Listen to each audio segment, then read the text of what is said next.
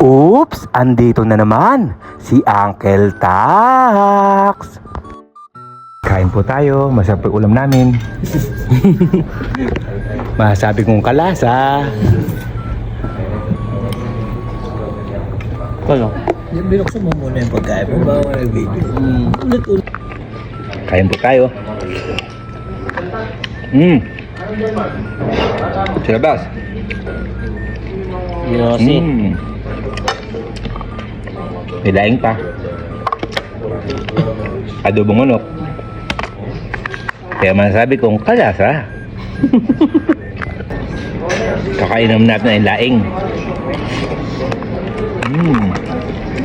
Kaya masarap. Kalasa ba? Bilisin mo. Malasa.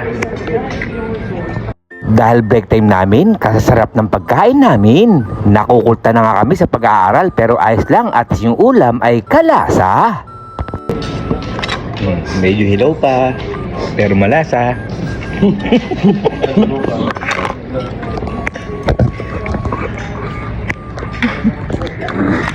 Okay lang, bre? Okay lang ba? Kaya hanggang dito na lang. Ito po yung Uncle Tax. Ingat!